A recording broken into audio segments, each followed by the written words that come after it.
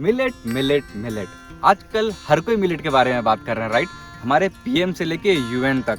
और आपको पता ही होगा अभी जो G20 समिट जो हुआ था वहाँ पे जो मेन खाना दिया गया था वो मिलेट ही था। और this year is also recognised as the international millet year, right. So millet में ऐसा क्या है कि हर कोई मिलेट को प्रमोट कर रहे हैं। मिलेट हमारे लिए क्यों जरूरी है, मिलेट एनवायरनमेंट के लिए क्यों जरूरी है, और मिलेट मिट्टी के लिए क्यों जरूरी है। तो इस वीडियो में हम उसी के बारे में बात करेंगे। मैं मिलेट का एक प्रॉपर सीरीज चलाने वाला हूँ जहाँ पे मैं मिलेट के बारे में बताऊँगा। और अगर आप मिलेट के ऊपर इंटरेस्ट रखते हैं और आप अगर हेल्दी फूड खाना चाहते हैं और हेल्दी लाइफस्टाइल चाहते हैं तो प्लीज़ प्लीज़ प्लीज़, अगर आप इंस्टाग्राम, फेसबुक, ट्विटर पे हैं तो किसान साथी को फॉलो करें, और यूट्यूब पे है तो प्लीज़ प्लीज़ हमारे चैनल को सब्सक्राइब करें, लाइक करें, कमेंट करें, और हमारे जो वीडियो हैं उसको प्लीज़ जितना हो पाए आप शेयर करें।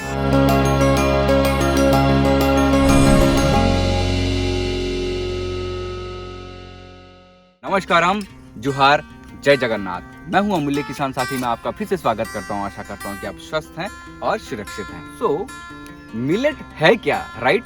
सो मिलेट एक ग्रुप है जहां पे पोशे फैमिली के डिफरेंट छोटे अनाज वाले जो दाने रहते हैं वो शामिल हैं। जैसे कि ये हो गया फिंगर मिलेट, इसको फिंगर मिलेट कहते हैं। वैसे कोदो मिलेट है, फॉक्सटेल मिलेट है, लिटिल मिलेट है, सरगम है। तो बहुत सारे जो छोटे बीज वाले जो दाने हैं वो इसमें आते हैं। तो बहुत सारे लोग ना कंफ्यूज हो जाते हैं। सपोज कहीं पे आप जाओ तो बोलेंगे ये मिलेट है, लेकिन आप अगर कोई नेक्स्ट टाइम अगर आपको बोलेगा कि ये मिलेट है तो आप उनसे पूछिएगा कि ये मिलेट तो है बट कौन सा मिलेट है, ये रागी है, सरगम है, फिंगर कोदो है या फिर क्या है, राइट।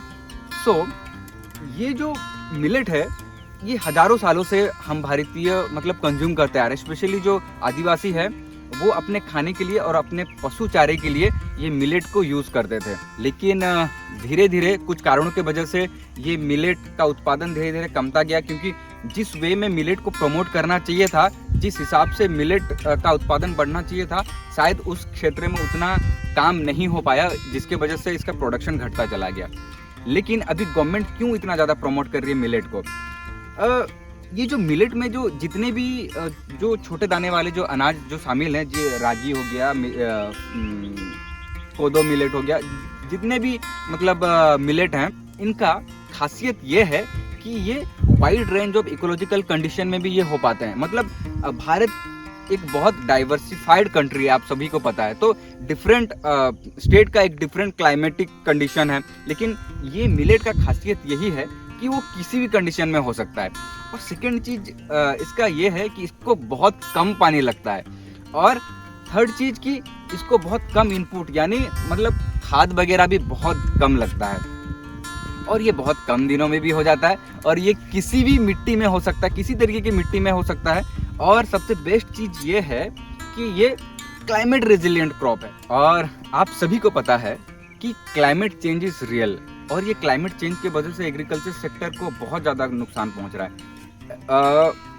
मैं आपको एग्जांपल देके बताऊंगा। इस साल हुआ क्या कि जब बारिश होना चाहिए था तब हुआ नहीं, और जब बारिश नहीं चाहिए तब बहुत ज़ोर से बारिश हुआ। तो इससे क्या होता है, यहाँ पे फार्मर्स धान और गेहूँ उगाते हैं, तो उनको क्या बहुत ज़्यादा पानी चाहिए, और उसको एक पर्टिकुलर मंथ है वहाँ पे बारिश होना चाहिए। लेकिन हुआ इस बार ये कि जब पानी चाहिए था तब हुआ नहीं, और जब पानी नहीं चाहिए था तब बहुत ज़्यादा हुआ। तो इसके वजह से उनका उत्पादन घट गया। लेकिन मैं जैसे बताया कि मिलेट एक क्लाइमेट रेजिलिएंट क्रॉप है, तो क्या होगा कि ये जो क्लाइमेट कंडीशन, जो क्लाइमेट चेंज जो मतलब प्रॉब्लम दुनिया फेस करने वाली है, उस पर ये मिलेट एक अहम रोल प्ले कर सकता है। और ये हमारे जो छोटे जो फार्मर्स हैं जो कि अपने खाने के लिए मतलब अनाज उगाते हैं, उनके लिए ये मिलेट तो एक वरदान से कम नहीं है। और भी कुछ कुछ मैं बेनिफिट आपको बताऊंगा। जैसे कि मैं आपको कंपैरिजन करके बताता हूँ, राइट। सपोज एक फार्मर अगर धान उगाता है तो उसको मिनिमम 120 से 150 दिन लगता है, मतलब 120 से 150 दिन लगता है, राइट।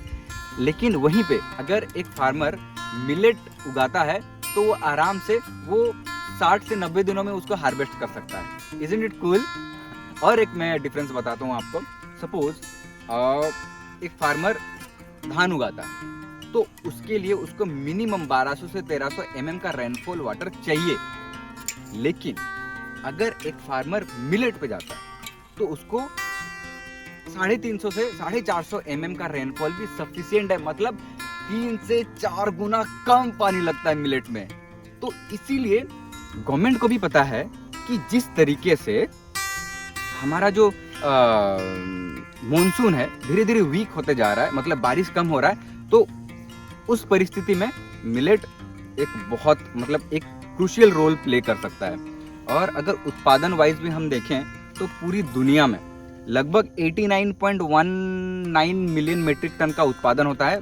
मतलब आप अप्रोक्सीमेटली सोच लीजिए कि 90 मिलियन मेट्रिक टन का उत्पादन होता है। और मिलेट उत्पादन में भारत बहुत बड़ा रोल प्ले करता है, क्योंकि 41% शेयर अकेला सिर्फ भारत ही कंट्रीब्यूट करता है।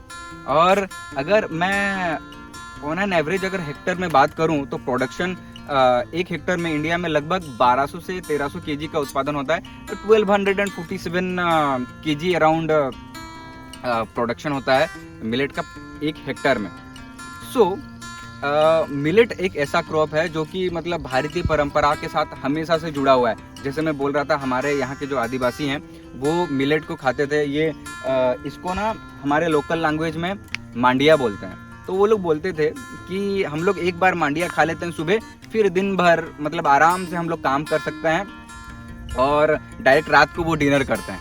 तो सोच लीजिए कि वो ये कितना पावरफुल चीज़ है। और अभी ये तो साइंटिफिकली प्रूवन है कि मिलेट में बहुत सारे न्यूट्रिशन है। मिलेट हाईली न्यूट्रिशियस है और भरा हुआ है vitamin B, calcium, iron, potassium, manganese, zinc और भी बहुत सारी चीज़ों से।